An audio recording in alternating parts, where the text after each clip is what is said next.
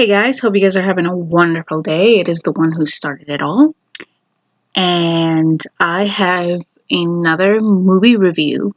And this was a request from Puneet Chaudary. And I'm sorry if I butchered your name, Puneet. I do apologize. And their request for a movie to watch was an Indian movie. And it was, I know I'm going to butcher the name, Andhadhan. Andhadhan. I don't know how to pronounce it, but its translation is for blindly. So I was a bit taken back. I was like, okay, what's this movie?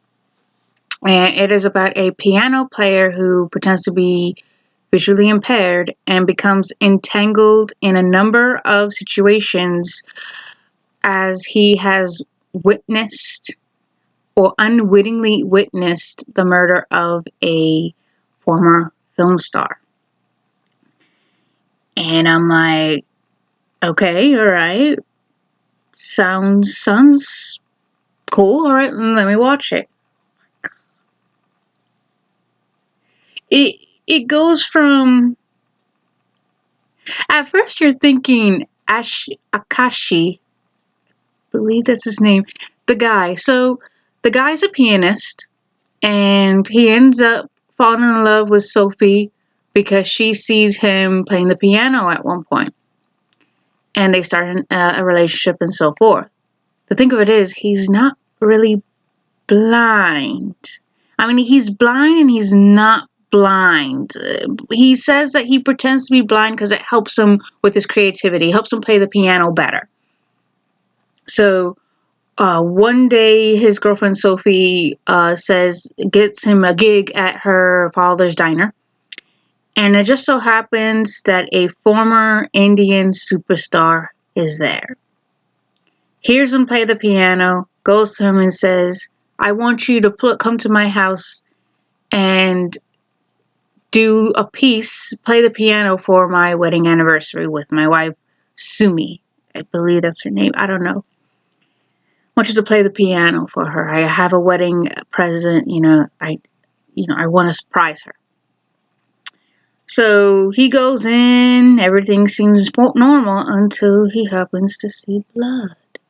Now he has to continue the act of playing the piano.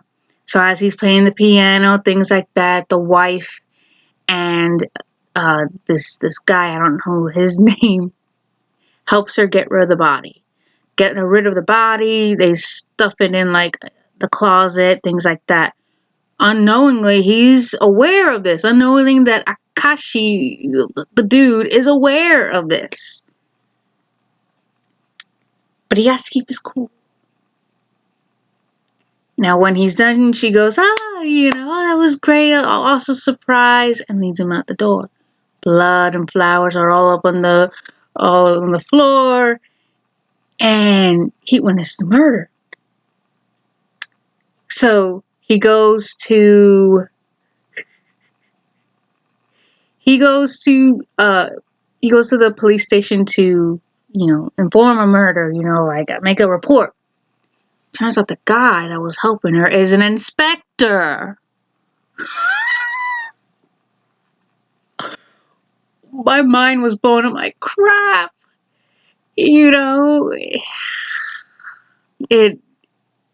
It's crazy. Then the wife starts to grow suspicious of our blind pianist. Makes a video to see if he's really blind, right? Sophie sees us get angry, they break up, and all hell breaks loose. Oh man, this poor guy can't catch a break. There are some funny parts, like there's one part where he tries to escape, but he ends up hitting a telephone pole. Pow! Then he finds himself at an organ harvest clinic. Poor guy's about to have his organs harvested. And he wiggles his right out. He tells them what's going on. He tells them, hey, this and that. They're like, we got some money. So they go to kidnap the bad wife, blah, blah, blah. They go to kidnap the wife. It doesn't go as planned. They go after the dude. It doesn't go as planned with him. And the money they were trying to take, it turns out it was counterfeited because you find out in the elevator because the guy accidentally shoots himself. Oh my god. Accidentally shoots himself. Then they end up...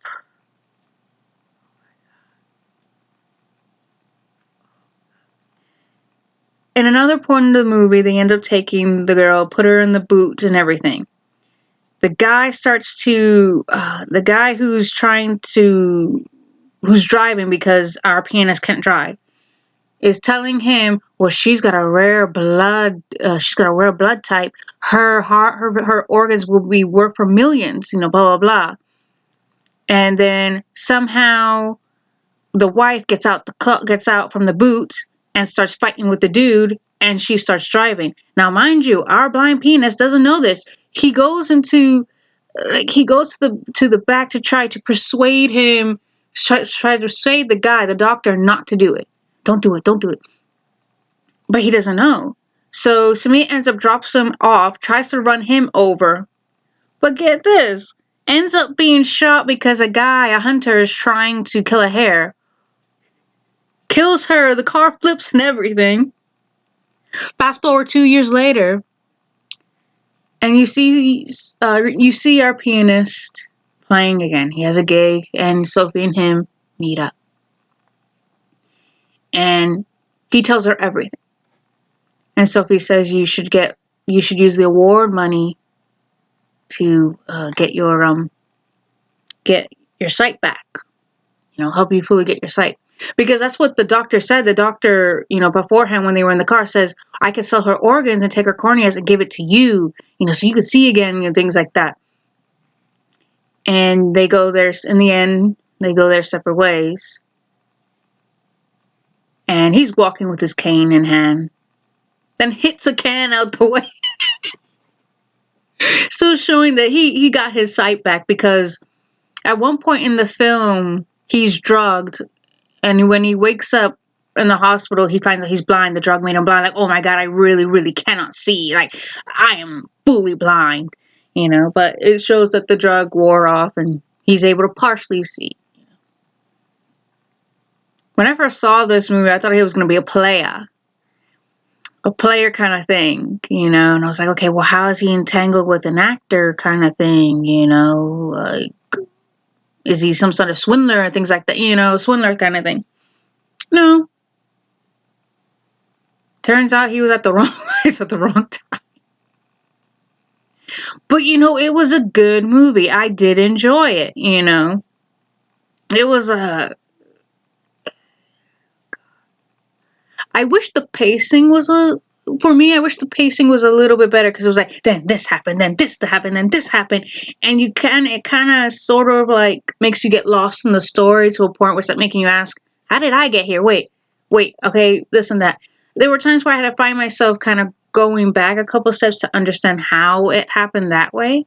But overall, a good movie. It is a black comedy crime thriller.